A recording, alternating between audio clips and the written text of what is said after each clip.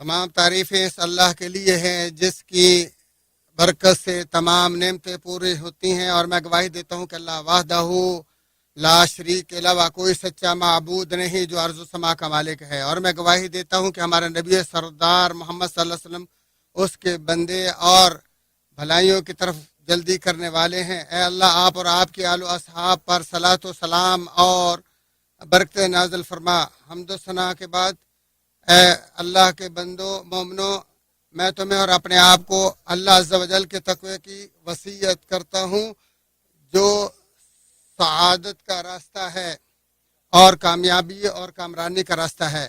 اے مسلمانوں، بلا شبہ تمام عبادات چند عظیم ترین مقاصد، جلیل القدر حکمتوں، بلند ترین اور نرالے اسرار کا مجموعہ ہیں۔ یعنی کوئی عبادت ایسی نہیں جو بندوں کی دنیاوی یا اخروی کسی بھلائی اور بہتری پر مشتمل نہ ہو۔ ابن تیمیہ رحمہ اللہ فرماتے، جس نے شارع کی حکمت و مقصد کو بھانپ لیا در حقیقت وہی ماہر عالم دین ہے۔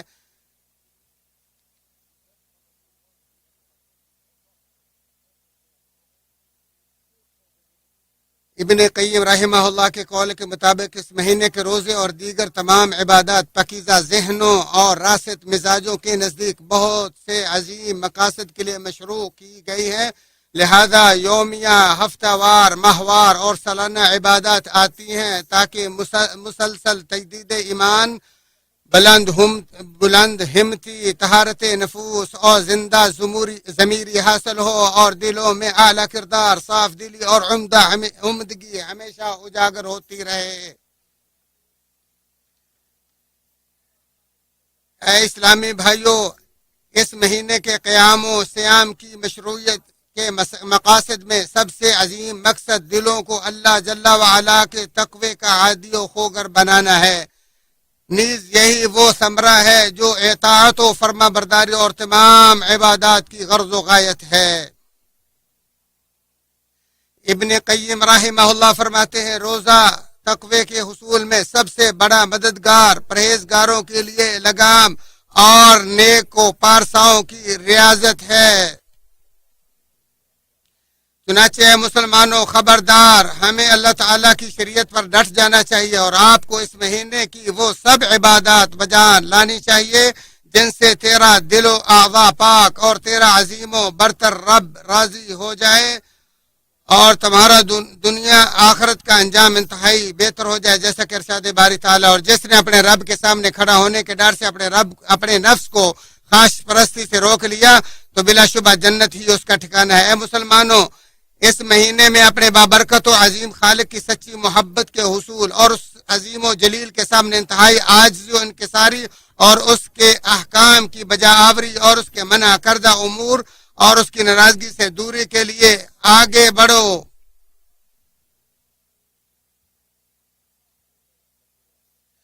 شاطبی رحمہ اللہ فرماتے ہیں، شریعت کے لاگو کرنے کا شرعی مقصد یہ ہے کہ شریعت کی پابندی کرنے والوں کو دعوت خواہش پرستی سے آزاد کروانا، تاکہ وہ اپنی مرضی سے اسی طرح اللہ کے بندے بن جائیں جس طرح کہ وہ مجبوراً اللہ کے بندے ہیں۔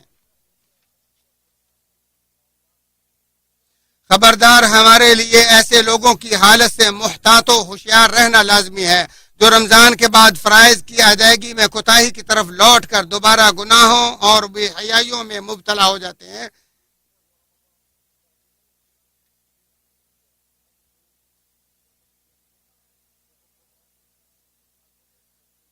جبکہ ارشاد باری تعالیٰ ہے، اپنے رب کی عبادت کرو یہاں تک کہ تمہیں موت آ جائے۔ امام احمد بن حنبل اور فضیل بن عیاض رحمہ اللہ کے فرامین میں سے ہے کہ وہ لوگ انتہائی گھٹیا اور برے ہیں جو اللہ تعالیٰ کو صرف رمضان میں پہچانتے ہیں۔ اے اقوام مسلم، اس مہینے کے روزوں کی مشروعیت کے جو مقاصد ہیں ان میں سے ایک مقصد شریعت کا اسلامی معاشرے کا دھیان اور اس کی بھرپور نگرانی کرنا ہے، تاکہ اس کے افراد الفت و محبت، بھائی چارے اور باہمی اتحاد کے اصولوں پر زندگی بسر کر سکیں۔ تو ماہ رمضان دلوں کی پاکیزگی، بغض و عداوت اور حسد و کینے سے حفاظت ضمیر کے اسباب کی طرف مسلمانوں کی رہنمائی کرتا ہے. جیسا کہ آپ صلی اللہ علیہ وآلہ وسلم نے فرمایا جب تم میں سے کسی کا روزہ ہو تو وہ فحش گوئی اور شور و غل سے مکمل اجتناب کرے. اگر کوئی اسے گالی دے یا اس سے لڑائی جھگڑا کرے تو یہ لڑائی یا گالی گلوچ کے بجائے اسے کہہ دے کہ میرا روزہ ہے. بخاری و مسلم. ابن مسعود رضی اللہ عنہ سے پوچھا گیا تم رمضان کا استقبال کیسے کیا کرتے تھے؟ تو انہوں نے فرمایا کسی کی یہ جرت نہیں ہوتی تھی کہ وہ ہلال رمضان کا استقبال کرے اور اس کے دل میں اپنے مسلمان بھائی کے بارے میں ایک رائی کے برابر بھی کینہ یا بغض ہو. لہذا رمضان کا مہینہ الفت و محبت، جود و سخا، صدقات و خیرات، باہمی بھائی چارے، کھانا کھلانے اور نوازشوں کا مہینہ ہے. جیسا کہ آپ صلی اللہ علیہ وسلم نے فرمایا جس نے کسی روزے دار کا روزہ افطار کروایا اسے بھی اس روزے دار کے برابر ہی ثواب، اجر و ثواب ملے گا. خبردار ہمارے معاشرے کے تمام افراد کا ہم وقتی شعار بھی یہی صفات عظیم ہونا چاہیے. اے اللہ کے بندو، رمضان اس کی مہکتی فضاؤں اور انتہائی شاندار اخلاق میں زندگی گزارنے کے بعد اب ہمیں ایسی تمام چیزوں کی طرف لوٹنے سے مکمل پرہیز کرنا چاہیے کہ جن سے ہمارا دین و دنیا دونوں مقدر ہو جائیں اور جن سے آپ صلی اللہ علیہ وسلم نے ان الفاظ کے ساتھ متنبع فرمایا ان قریب میری امت کو بھی گزشتہ امتوں والی بیماری لگ جائے گی. صحابہ کرام نے کہا امتوں کی بیماری سے کیا مراد ہے؟ آپ صلی اللہ علیہ وآلہ وسلم نے فرمایا کفران نعمت، تکبر کرنا، دولت دنیا کی کثرت کا رجحان، دنیا میں کینہ و عداوت سے کام لینا اور آپس میں باہمی حسد و بغض رکھنا، یہاں تک کہ ہر طرف ظلم و زیادتی اور بغاوت کا بازار گرم ہو. اسے حاکم نے روایت کیا اور ذہبی نے صحیح قرار دیا.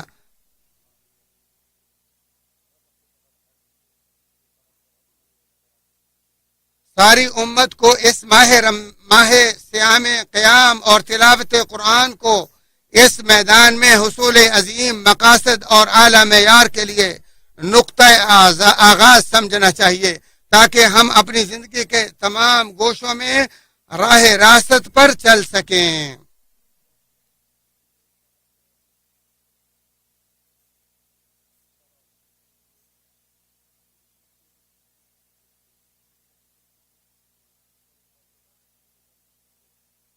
ہمارے لیے ضروری ہے کہ ہم اس ماہ کریم کو اپنے نفسوں کی پاکیزگی، تمام گھٹیا صفات اور برے اخلاق سے ان کی طہارت کے لیے بنیاد سمجھیں تاکہ ہم ان اعلیٰ مراتب اور عظیم مقاصد کے حصول میں کامیاب ہو سکیں جن کی طرف ہمارے دین نے شدید رغبت دلائی ہے.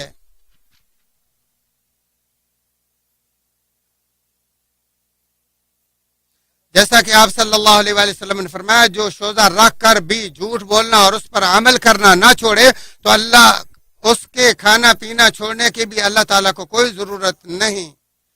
بخاری شریف. بلا شبہ اس مہینے کے روزے، قیام اور عبادت نفسوں کو یہ سکھاتے ہیں کہ وہ تمام حقیر اور گھٹیا امور کے سامنے گھٹنے ٹیکنے پر مجبور ہونے اور اپنے خالق کی شریعت کے مخالف برائیوں کے سلسلے میں نفس امارہ کی پیروی سے باز رہیں. جیسا کہ آپ صلی اللہ علیہ وآلہ وسلم نے فرمایا روزہ گناہوں سے بچنے کی ڈھال ہے. تو دنیا آخرت کی بھلائی چاہتا ہے اسے ان تمام مقاصد پر زندگی بسر کرنا چاہیے. اللہ تعالیٰ تمام کو اپنے پسندیدہ کاموں کی توفیق عطا فرمائے اور اللہ کے رسول صلی اللہ علیہ وسلم جناب محمد رسول اللہ پر رحمتیں برکتیں نازل ہوں.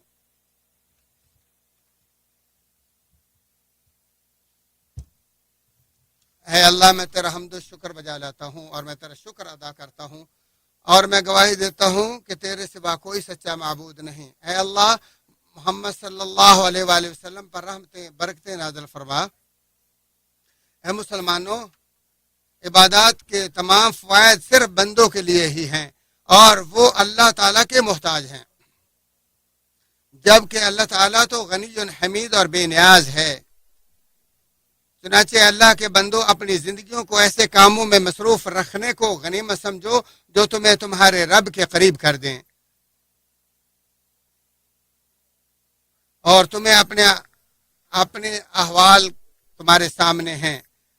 مسلم شریف کی روایت کردہ ایک حدیث قدسی میں وارد ہے، اے میرے بندو، یہ تو تمہارے ہی اعمال ہیں کہ جن کو میں تمہارے لیے جمع کرتا رہتا ہوں اور پھر تم کو ان اعمال کا پورا پورا بدلہ دوں گا، سو جو بہتر بدلہ پائے وہ اللہ کا شکر ادا کرے اور جو برا بدلہ پائے وہ اپنے سوا کسی کو ملامت نہ کرے۔ ایک دفعہ نبی کریم صلی اللہ علیہ وآلہ وسلم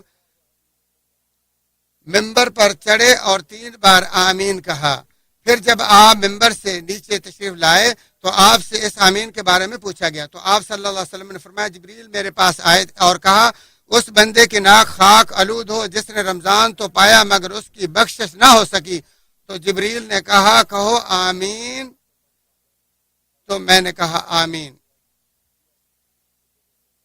اے مسلمانوں، اپنی زندگی کو اچھائی کی طرف لگاؤ، اپنے رب سے ڈرو، دنیا آخرت کی بھلائی حاصل کر لو، پھر نیک اعمال میں سے بکثرت آقا دو جہاں صلی اللہ علیہ وآلہ وسلم پر درود و سلام بھیجنا ہے۔ اے اللہ، اپنے نبی اور رسول اور اپنے بندے پر رحمتیں برکتیں نازل فرما اور آپ کے دیگر تمام نیکیوں بھلائیوں کی طرف پیش قدمی کرنے والے صحابہ پر بھی رحمت برکت نازل فرما۔ اے اللہ، ہم سب کو ان لوگوں میں کر دے جن کے تو گناہ کو مٹا دے گا، درجات کو بلند کر دے گا۔ اے اللہ،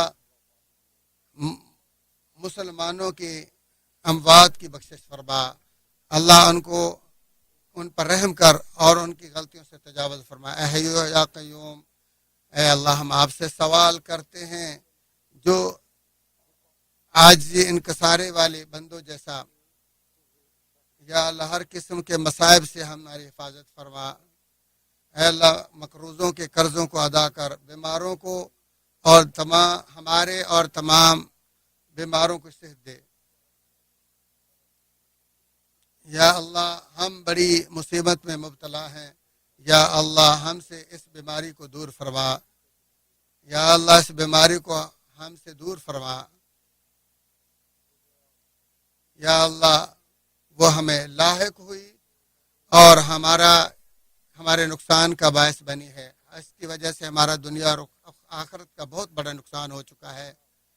یا اللہ، تیرے سوا کوئی سچا معبود نہیں ہے اور تو ہی بیماریوں کو دور کرنے کی صلاحیت رکھتا ہے۔ یا اللہ، اپنے فضل و احسان سے اس بیماری کو ہم سے دور فرما دے۔ یا اللہ، اپنے فضل و احسان اور کرم سے اس بیماری کو اس وبا کو دور کر دے اور اللہ ہمارے ملک کو اور دیگر تمام اسلامی ممالک کو ہر قسم کے شریروں کے شر اور برائیوں سے محفوظ فرما۔ یا اللہ، جو ہمارے دین کے خلاف برا ارادہ کرے، یا اللہ اس کو اپنی مصیبتوں میں مبتلا کر دے۔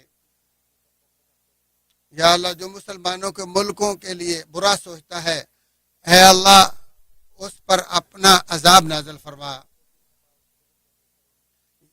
یا اللہ، ان کی سازشوں کو ان کے خلاف برپا کر دے۔ اے اللہ، ہمارے حاکم کی اور اس کے ولی عہد کی حفاظت فرما اور اللہ جہاں بھی ہوں ان کو بابرکت بنا دے۔ اللہ ان کو ہر قسم کے برائی سے اور مکر و فریب سے حفاظت فرما ان کی۔ یا اللہ، ان کے ذریعے اس ملک کی حفاظت فرما اور ان کی کاوشوں کو بابرکت کر دے۔ اے اللہ، تمام مسلمانوں کے حکمرانوں کو توفیق عطا فرما ایسے کاموں کی جو ان کی رعایا کے لیے بھلائی پر مبنی ہوں۔ اے اللہ، ہمارے دعاؤں کو اعمال کو قبول فرما، تو سننے والا قبول کرنے والا ہے۔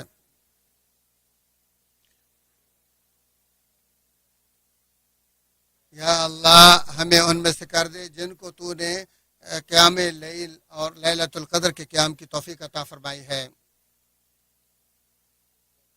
یا اللہ ہمیں ان سے کر دے جن کو تو نے لیلۃ القدر کے قیام کی توفیق عطا فرمائی ہے۔